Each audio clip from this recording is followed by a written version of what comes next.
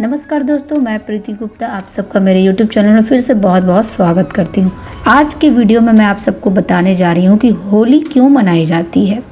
होलिका दहन की कथा क्या है, इतिहास क्या है इसका, होली के पीछे का रहस्य क्या है। तो चलिए देर न करते हुए वीडियो को स्टार्ट करते हैं। अगर वीडियो पर नए हैं तो वीडियो को लाइक कीजिएगा, चैनल को सब्सक्राइब करके बेल आइकन को प्रेस कर दीजिएगा। प्राचीन पर्वों की यही सुंदरता है कि इनके पीछे छुपे पौराणिक राज हमें आकर्षित करते हैं, जिसे हम जानने के लिए बेहद उत्सुक रहते हैं कि आखिर इसका इतिहास क्या है। होलिका दहन का पर्व संदेश देता है कि ईश्वर अपने अनन्य भक्तों की रक्षा के लिए सदा उपस्थित रहते हैं।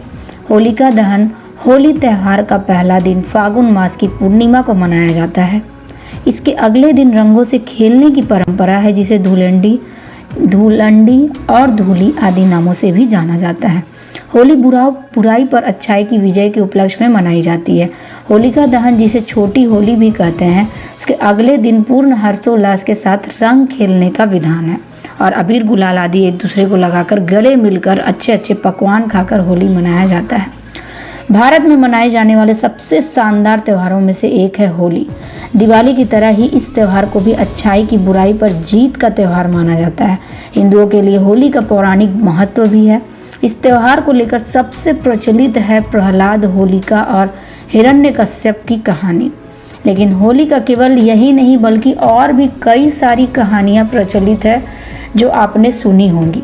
अगर आपने नहीं सुनी है तो आज हम आपको एक कथा सुनाने जा रहे हैं। वैष्णव परंपरा में होली को होलिका प्रहलाद की कहानी का प्रतीकात्मक सूत्र मानते हैं। अब होलिका दहन के शास्त्रों के अनुसार नियम क्या है। फागुन शुक्ल अष्टमी से फागुन पूर्णिमा तक होलाष्टक माना जाता है, जिसमें शुभ कार्य वर्जित रहते हैं। पूर्णिमा के दिन होलिका दहन किया जाता है। इसके लिए मुख्य दो नियम को ध्यान में रखना चाहिए। पहला, उस दिन भद्रा ना हो, और भद्रा का दूसरा नाम विष्टि कारण भी है, जो कि 11 करणों में से एक है। एक करण तिथि के आधे भाग के बराबर होता है। दूसरी बात, पूर्णिमा प्रदोष काल व्यापनी होना चाहिए। सरल शब्दों में कहें तो उस दिन सूर्यास्त के बाद के 3 मुहूर्त में पूर्णिमा तिथि होनी चाहिए। उसके बाद बात करेंगे पुराणों के अनुसार दानव राज हिरण्यकश्यप ने जब देखा कि उसका पुत्र प्रहलाद सिवाय विष्णु भगवान के किसी अन्य को नहीं बचता, तो वह क्रोधित हो उठा और उसने अपनी बहन होलिका को आदेश दिया कि वह प्रहलाद को गोद में लेकर अग्नि में बैठ जाए, क्योंकि होलिका को वरदान प्राप्त था कि उसे अग्नि नुकसान नहीं पहुंचा सकती।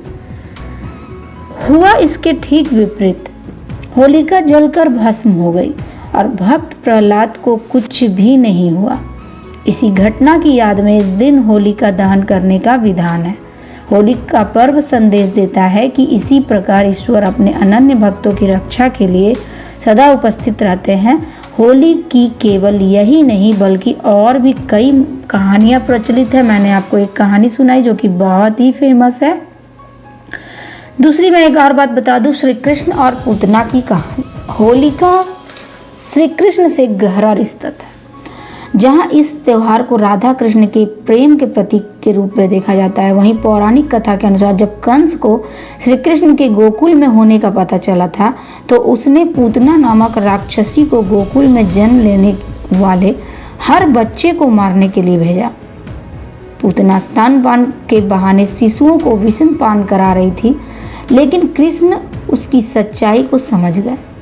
उन्होंने दुग्ध पान करते समय ही पूतना का वध कर दिया। कहा जाता है कि तभी से होली पर्व मनाने की मान्यता शुरू हुई। होलिका दहन का इतिहास।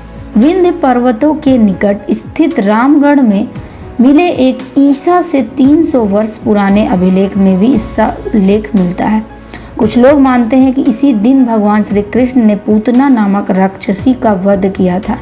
इसी खुशी में गोपियों ने उनके साथ होली खेली थी, इसलिए होली मनाई जाती है।